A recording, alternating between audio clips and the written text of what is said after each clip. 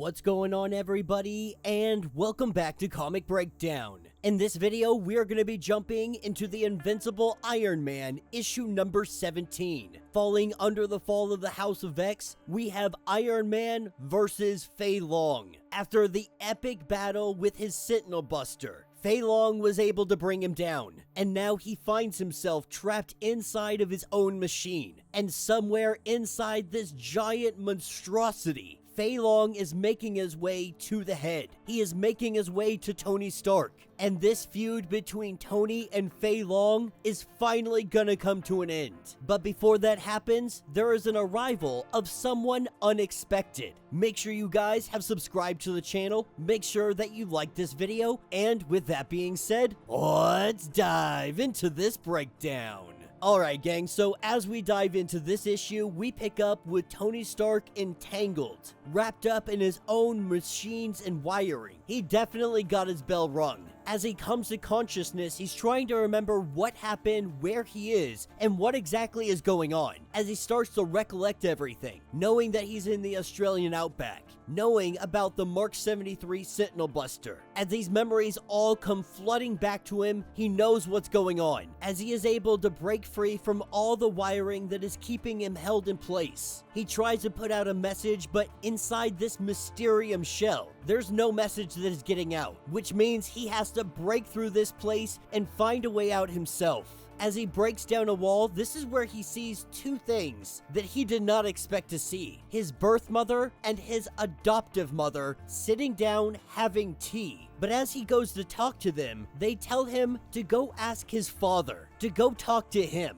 pointing him in the direction of where he may be. This brings him to an area that seems to be flooded with water. A man by the name of Wee, killed by Feilong, killed him to get to Tony Stark and all the patents, telling Tony that he should have known that this was going to lead to his death. He made the mistake of walking away from the company, and so many people got hurt. This giant armor is filled with the ghosts of his past, being pulled down into the depths of the water. All these people we see, Detroit Steel, Firebrand, Stan, Hammer, and everybody else in between. They may have been bad people, but these are all people that Iron Man also hurt along the way. All that paid him back, that made him seem like he was drowning forever. And then the unlikely savior appeared. This is where we have Magneto showing up. But this is a Magneto just of his mind, telling him that he is pitiful, telling him that he has failed, telling him that his creations have caused nothing but death.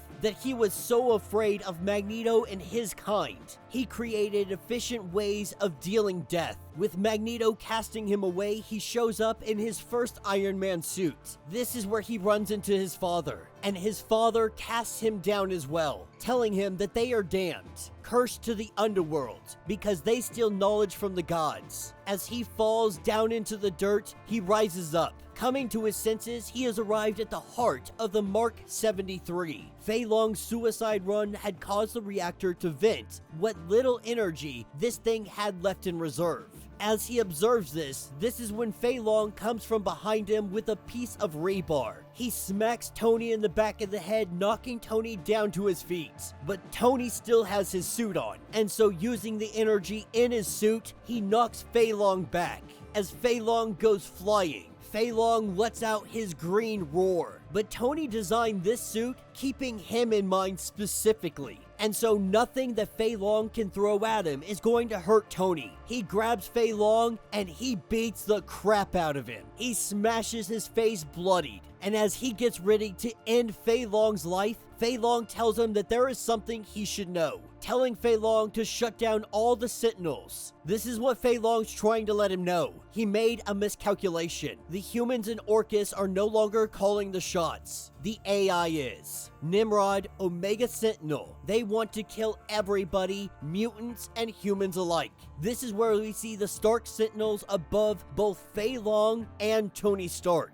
None of the machines respond to him any longer. Only now is he recognizing that there were two Orchis organizations. One he dominated, and one that was secretly dominating him. Tony now realizes what this means. While they were at each other's throats, they are dead in the water and the entire Earth is doomed. This is where he calls out to Emma Frost, while they're dealing with the Sentinels they have to deal with.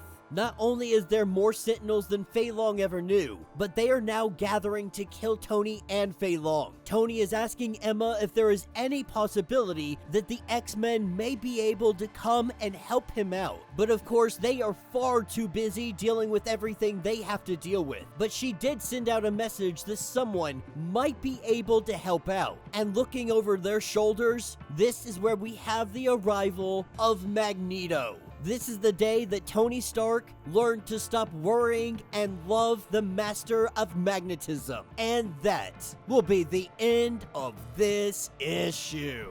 So let me know what you guys think down in the comments. This was an interesting issue. Not necessarily a fight between Feilong and Tony Stark, so much as Tony being concussed and dealing with the traumas of his past, dealing with the sins of his past. How his creations help lead to the predicament that mutant kind is currently in. Now, Tony Stark is not directly implicable in all of this. He is not directly responsible for what is going down. The problem is the moment he created that Iron Man suit, the moment he started to upgrade, the moment he started creating all of these machines of destruction, it led to the inevitable creation of the Stark Sentinel, of the Sentinels to begin with. And then they were turned against everybody. That's exactly what we see going down. Only now is Tony recognizing that Nimrod, Omega Sentinel, Moira, they are all responsible. The secret organization of Orchis hiding in the shadows, waiting for their opportunity. And now Sentinel City is coming. Now it is a fight for all human and mutant kind